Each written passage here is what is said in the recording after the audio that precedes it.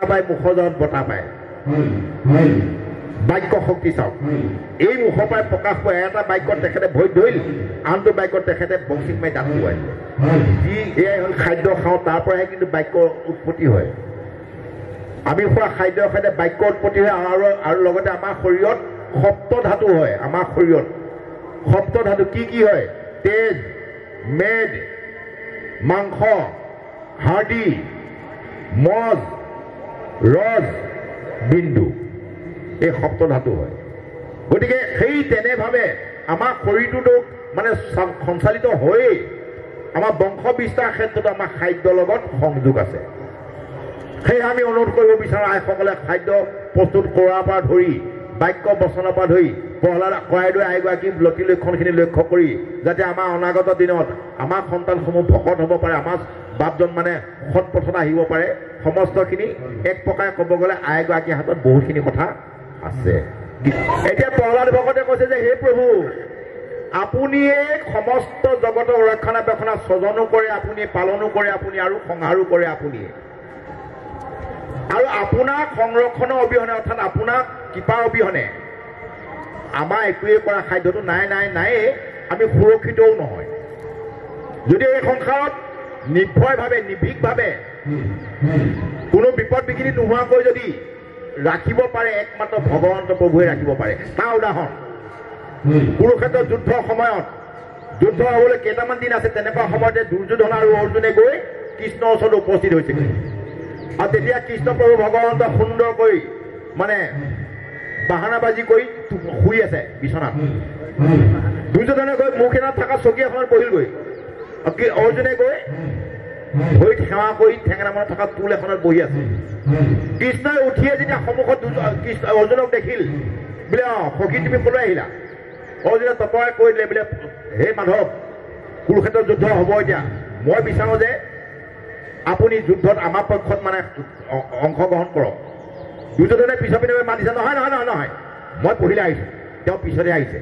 গতিকে মোৰ লগত তুমি পহিলা কথা পাতিব লাগিব গোৱাল দুৰ্যোধনে মানে গোৱাল বুলি কয় কলীয়া বুলি কয় ঠিক নাই কি বুলি কয় অহংকাৰী তাৰমানে তেতিয়া কৃষ্ণ বোলে দুইজন আহিছে যেতিয়া ঠিক আছে হ'ব মই এটা বিধান দিওঁ শুনা এক পক্ষত থাকিব মই অকলে থাকিম অস্ত্ৰও নধৰোঁ যুদ্ধও নকৰোঁ মাত্ৰ মই ঘোঁৰা ৰথৰ সাৰথিহে হ'ম আৰু অন্য পক্ষত থাকিব মোৰ অসংখ্য নাৰায়ণী সেনা যিসকলে অস্ত্ৰ শস্ত্ৰ ধৰি দপিষ্ঠ বলিষ্ঠ হৈ যুদ্ধ কৰিব অসংখ্য নাৰায়ণী সেনা এতিয়া তোমালোকৰ ভিতৰত ডিচাইড কৰা সিদ্ধান্ত কৰা কোনটো পক্ষক ল'বা এতিয়া একদম দুৰ্যোধনে জাপ পাই দিছে মোক এই নাৰায়ণী সেনাখিনি দিলেই হ'ব বোলে দুৰ্যোধনে ভাবিছে এতিয়া কলিয়ে কৃষ্ণ কি কৰিব অকলে যুদ্ধও নকৰে বোলে ৰথৰ সাৰথিহে হ'ব গতিকে এতিয়ালৈকে দৰকাৰ নাই দুৰ্যোধনে বোলে মোক নাৰায়ণী সেনাখিনি দিলেই হ'ব অৰ্জুনে ঠাইতে প্ৰভু ভগৱন্তৰ চৰণত দীঘল দি পৰি যে প্ৰভু মোক আপুনি হ'লে হ'ব ভগৱন্তক লৈ তেওঁ গুচি গ'ল শিবিৰলৈ যুদ্ধ আৰম্ভ হ'ল হে প্ৰভুসকল আমাৰ এই পঞ্চভৌতিক দেহ ৰথ এইখন এখন পাঁচটা ঘোঁৰাৰ সৈতে টনা আমাৰ ৰথ নহয় জানো অকণমান আগত কৈছিলোঁ পঞ্চভৌতিক দেহ পাঁচটা ভূত পদাৰ্থৰ সৈতে আমাৰ দেহটো গঠিত স্থিতি অফ তেজ মুঠ বম এইকেইটা হ'ল ঘোঁৰা এই ঘোঁৰাকেইটা টনা ৰথখনৰ সাৰথিজন যদি আমি যদি সেইজনক বনাই ল'লোঁ দৈৱকী পুতেক কলীয়া কৃষ্ণ কুম্ভী মগৰৰ দৰে ভীষ্ম দ্ৰোণ কৰ্ণই কি কৰিব পাৰে এই আমাক বিভিন্ন মাধ্যমে উদাহৰণ যেতিয়া প্ৰহ্লাদে সেইটোকে কৈছে যে আপোনাক যিসকলে আশ্ৰয় কৰিল সেইসকল আৰু এই সংসাৰত কোনো বিঘিনি বিয়াত বিপদ আপদে একো অনিষ্ট কৰিব নোৱাৰে সেয়ে আমাক বুজাব বিচাৰিছে আমিও কলি যুগত আমি যিহেতু অল্পমতি অল্পকায় আৰু অল্প আয়ু একমাত্ৰ কৃষ্ণ নৌকা অবিহনে আমি এই কলি যুগৰ মায়া নদীখন পাৰ হৈ যোৱাটো অসম্ভৱ বুলি কৈছে আমাক আমি কোৱা কথা নহয় প্ৰভুসকল ভাগৱতে কৈ আছে এইখন তথাই মাতি হ'ব ইয়াত এতিয়া সুন্দৰকৈ আমাক কৈছে কি বুলি কৈছে অবিদ্যায়ে মোহ হৈয়া নজানে পুৰুষে সম্পত্তিৰ অৰ্থে কৰ্ম কৰয় আৱেশে আমি সেই অকণমান আগত কৈ আহিছিলোঁ অবিদ্যা আমি একমাত্ৰ প্ৰভু ভগৱন্তক ভকতি কৰা অবিহনে বাকী যিমানবিলাক কৰ্ম সমস্তখিনিয়ে অবিদ্যা ভগৱন্তৰ অৰ্থে কৰা কৰ্মখিনিহে বিদ্যা অৰ্থাৎ আমি যিমানেই জ্ঞানী নহ'লো যেনেকৈ এতিয়া ভাগৱতৰ 4টা আখৰ ভাগৱত 4টা আখৰ এই 4টা আখৰ তাৎপৰ্য কি যাম ভৰতে কৈছে যে যেনেকৈ এতিয়া মাধৱ পুৰুষে ঘোষাত লিখিছে এই ভাৱক ভাই ভজ ভগৱন্তক ভক্তি ভাৱে আমি ভাৱে ভগৱন্তৰ চৰণত ভকতি কৰিব কৈছে ভৰটোৱে কৈছে যে ভাবিলেহে জ্ঞান আহিব ভাবিলে জ্ঞান আহিব ওৱাপতে কৈছে যে নহ'ব জ্ঞান হ'লেও নহ'ব বহুত জ্ঞান আছে কোনোবা MA পাছ কৰিছে কোনোবা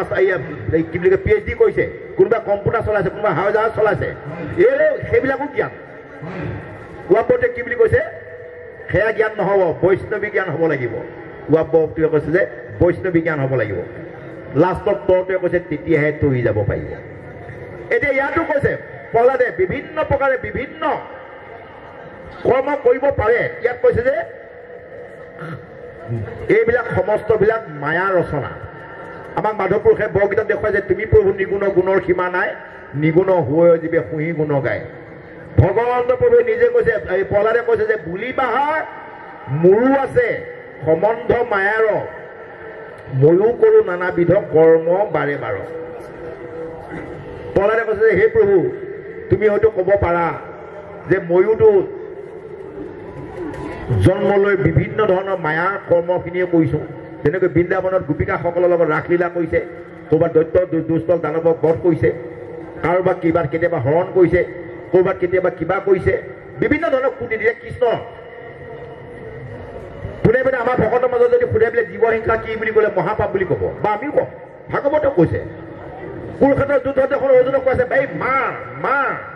অৰ্জুনে কৈছে নাই মই মাৰিব নোৱাৰোঁ ধনুষত পেলাই দি ফেঁকি কান্দি আছিলে মাৰিবৰ কাৰণে অৰ্জুনক বুজাওঁতে 700 শ্লোকী গীতাহে পৰিছে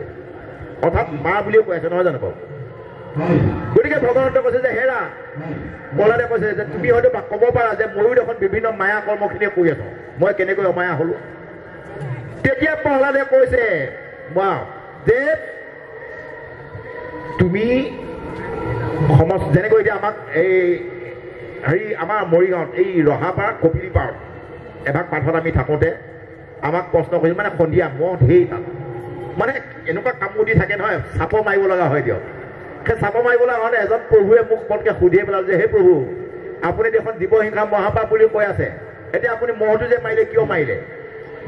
একে মাথাত মানে চিৰিংকৈ মাৰিছে বোলো ভগৱান কি হ'ব এতিয়া ঈশ্বৰহে জানে আৰু বা হ'ব দেখা যাব এই বুলি তেওঁ কৈছে হে প্ৰভু আপুনি কোৱাটো সত্য কথা মহটো মাৰিছোঁ পাপ হৈছে কিন্তু মই এটা সাধু কথা ক'ম আপোনাক মহ মাক দুজনী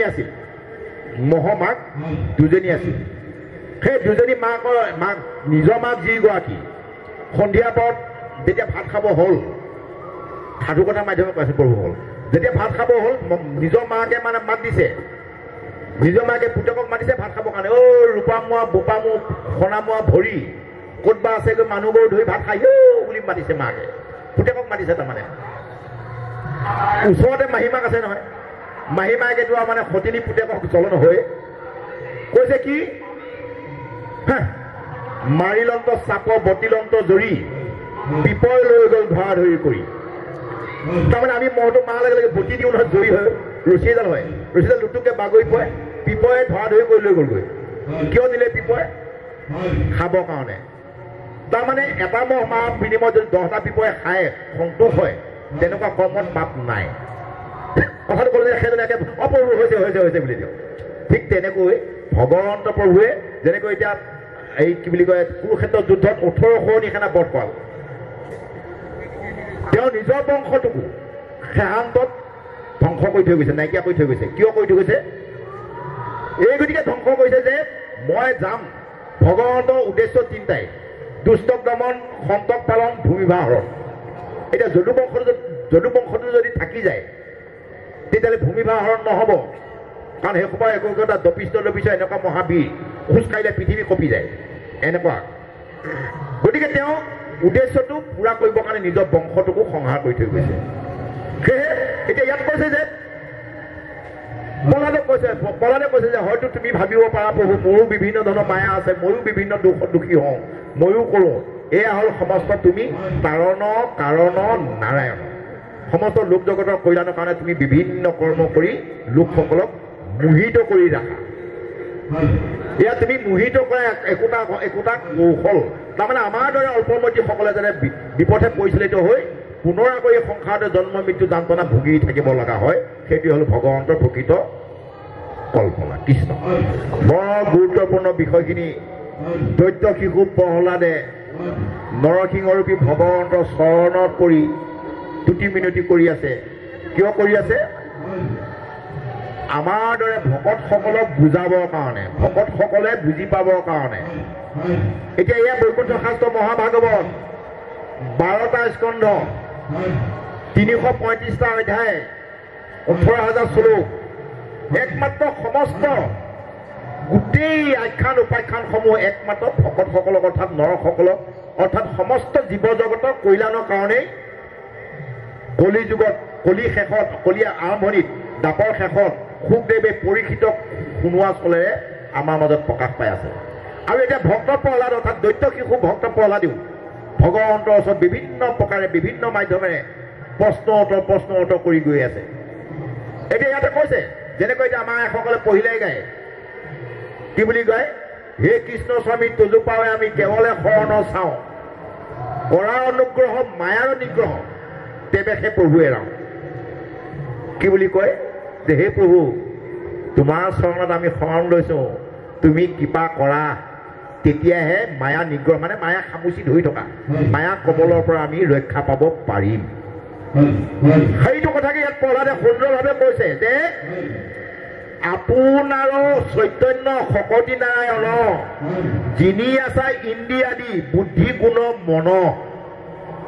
যে তুমিহে মায়াক স্বজন কৰিছা আৰু সমস্তখিনি তুমিয়ে খুৱাই থাকা গতিকে তুমি যদি সন্তোষ হোৱা তেতিয়াহে আমি মায়াক তৰিব পাৰিম অন্যথা আমাৰ সাধ্য নাই আৰু শেষত কৈছে ইয়াত অবিদ্যাই কল্পি আছে যিটো সংসাৰক তাতে পৰি আছো আমি যত নৰলোক এতিয়া একমাত্ৰ আজি আমি যি কৰ্মই নকৰিলোঁ যিমানে ইনকম নকৰিলোঁ একমাত্ৰ প্ৰভু ভগৱন্তৰ নাম যদি এৰাশাও যদি লৈছোঁ আমি সেইটোৱে প্ৰকৃত আমাৰ সফল হ'ব বাকী সমস্তখিনি বা সেইটোৱে চিৰস্থায়ী হ'ব বাকী সমস্ত অস্থায়ী লাখ টকা ঘটিলোঁ কোনো কথা নাই কিন্তু এদিন নহয় এদিন নাইকিয়া হ'বগৈ ভগৱন্তৰ গুণানুকীৰ্তনখন কিন্তু কোনো দিনাখনে ক'তোৱে ক্ষয়বই নহয় কোনো দিনাখনেই নাইকিয়া নহয় সেই তাকে ইয়াত সুন্দৰভাৱে প্ৰহ্লাদে কথাখিনি কৈ আছে এতিয়া সেই প্ৰভুসকল যিহেতু আমি কলি যুগত জন্মগ্ৰহণ কৰি বিভিন্ন প্ৰকাৰে বিভিন্ন প্ৰান্তৰ পৰা আজিও আমি ইয়াত একত্ৰিত হৈছোঁ কালি পৰহি চতহীলৈকে সকলোৱে এনেভাৱে ইজনে সিজনে আমি বিভিন্ন প্ৰকাৰে কৰিম আৰু এইখিনি কৰিবৰ কাৰণে এই জ্ঞানকণ বা এই সম্পদখিনি এই আমাক যিটো সম্পদ আজি ইয়াত গঢ়ি উঠিছে যোৰহাট জিলাত শ্ৰীমন্ত শংকৰদেৱ সংঘ গুৰুজন শ্ৰীমন্ত শংকৰদেৱ গুৰুজনাৰ নামেৰে প্ৰতিষ্ঠিত শ্ৰীমন্ত শংকৰদেৱ সংঘ অৰ্থাৎ শ্ৰীমন্ত শংকৰদেৱ গুৰুজনাই কি বুলি কয় মাধৱ পুৰুষে গুৰু প্ৰতিমান দেখুৱাইছে আমাক সুন্দৰভাৱে ত্ৰিভুৱন বন্দন দৈৱকী নন্দন জুহৰি মাৰল কংস জগজন তাৰণ দেৱ নাৰায়ণ শংকৰ তাকেৰি অংশ কি বুলি কৈছে যিজন প্ৰভু ভগৱন্তক নেকি স্বৰ্গমধ্য পাতালেও প্ৰণাম কৰে যিজন প্ৰভু ভগৱন্তৰ দৈৱকী পুত্ৰ যিজনে নেকি কংসক বধ কৰিছিল যিজনে নেকি সমস্ত জগতক পালন কৰি আছে যিজন নেকি প্ৰভু ভগৱন্ত নাৰায়ণ চাৰিবেদ ব্ৰহ্মাই তিনিবাৰ প্ৰমাণ কৰি চাই ডলাই যাইছে চালনীয়ে চালিছে তাৰপিছত পালেগৈ মাত্ৰ 4টা আখৰ 4খন বেদত ঋক যজু সাম অথৰ্বত নাৰায়ণ আৰু সেই তাকে আমি ঘোষাত গাওঁ কি বুলি গাওঁ অপৰাধ বিনাশন তজুনাম নাৰায়ণ জানি নামে পঢ়িলো শৰণ কি বুলি কৈছে যিমান সংসাৰত অপৰাধ আছে সমস্ত অপৰাধৰ মহিমূৰ কৰিব পাৰে অপৰাধ মহিমূৰ অৰ্থাৎ নাইকিয়া কৰিব পাৰে একমাত্ৰ নাৰায়ণ শব্দটো সেইজনা নাৰায়ণে ইয়াত কৈছে যে তাতে পৰি আছো আমি প্ৰহ্লাদে কৈছে যে হে প্ৰভু তোমাৰ সমস্ত লীলা এই তুমি কল্পনা কৰা যিসকল নেকি অজ্ঞানীসকল বোকাত লুটি পুটি হ'বৰ কাৰণে মায়াত ডুব খাবৰ কাৰণে যিখন ফান পাতি থৈছা এইখন এখন ফান এখন মহামায়া এখন ফান দিয়ক এই ফানত আমি সকলো প্ৰভুসকল তথাই মাতি হ'ব এয়া অবোধ বালক 4 বছৰীয়া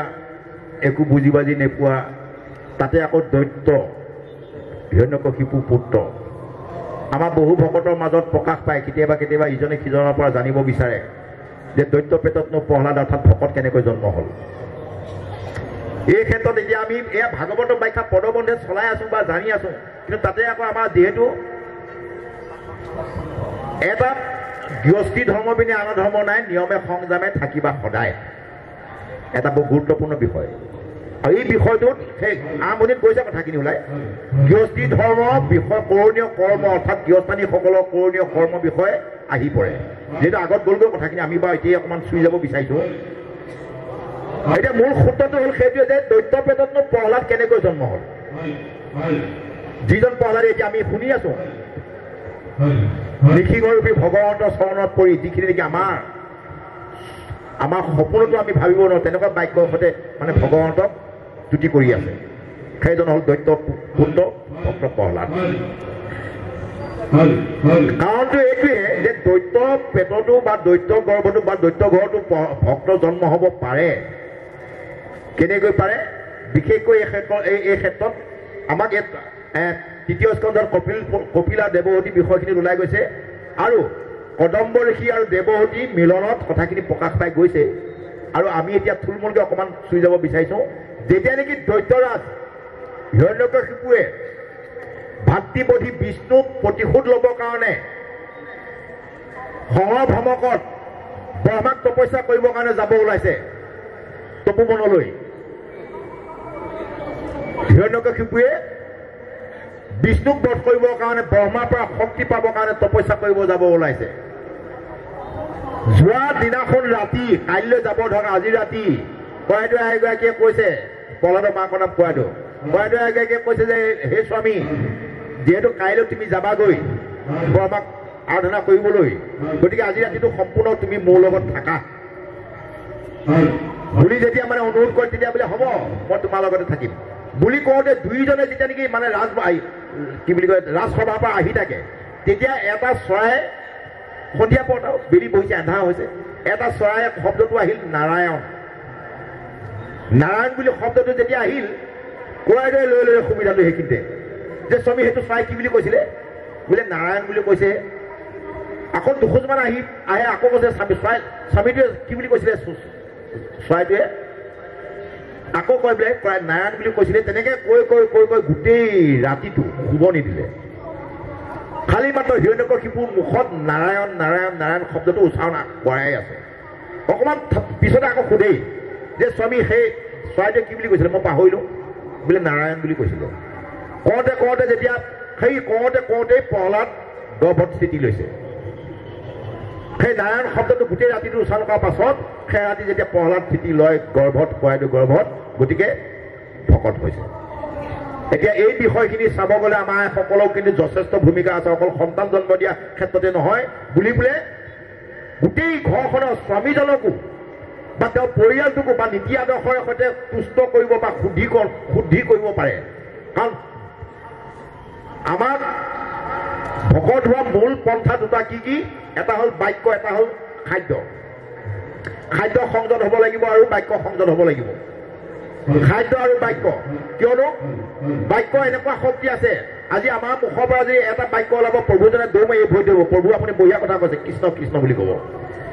কেতিয়াবা এনেকুৱা এটা বাক্য ওলাব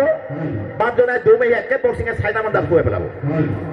তাকে কয় মুখৰ জহত বতাহ পায় বাক্য শক্তি চাওক এই মুখৰ পৰাই প্ৰকাশ পোৱা এটা বাক্যত তেখেতে ভৰি ধৰিল আনটো বাক্যত তেখেতে বক্সিং মাৰি দাঁত খুৱাই এয়াই হ'ল বাক্য পাৰ্থক্য আৰু খাদ্য আমি যি খাদ্য খাওঁ তাৰ পৰাহে কিন্তু বাক্যৰ উৎপত্তি হয় আমি খোৱা খাদ্যৰ সৈতে বাক্য উৎপত্তি হয় আৰু লগতে আমাৰ শৰীৰত সপ্ত ধাতু হয় আমাৰ শৰীৰত সপ্ত ধাতু কি হয় তেজ মেদ মাংস হাৰ্ডি মদ ৰস বিন্দু এই সপ্ত ধাতু হয় গতিকে সেই তেনেভাৱে আমাৰ শৰীৰটোতো মানে সঞ্চালিত হৈয়ে আমাৰ বংশ বিস্তাৰ ক্ষেত্ৰত আমাৰ খাদ্যৰ লগত সংযোগ আছে সেই আমি অনুৰোধ কৰিব বিচাৰোঁ আইসকলে খাদ্য প্ৰস্তুত কৰাৰ পৰা ধৰি বাক্য বচনৰ পৰা ধৰি কৰাই আইগৰাকী লতি লক্ষণখিনি লক্ষ্য কৰি যাতে আমাৰ অনাগত দিনত আমাৰ সন্তানসমূহ ভকত হ'ব পাৰে, আমাৰ বাপজন মানে সৎ পথত আহিব পাৰে, সমস্তখিনি এক প্ৰকাৰে ক'ব গ'লে আইগৰাকীৰ হাতত বহুতখিনি কথা আছে। কৃষ্ণ ৰাম দিকপাল খবৰ বিভৱ আছে যত তা সম্বাৰ আয়ুজত জানো সমস্ত সুখে জানো মনে আক বাঞ্ছয় সতত মোৰ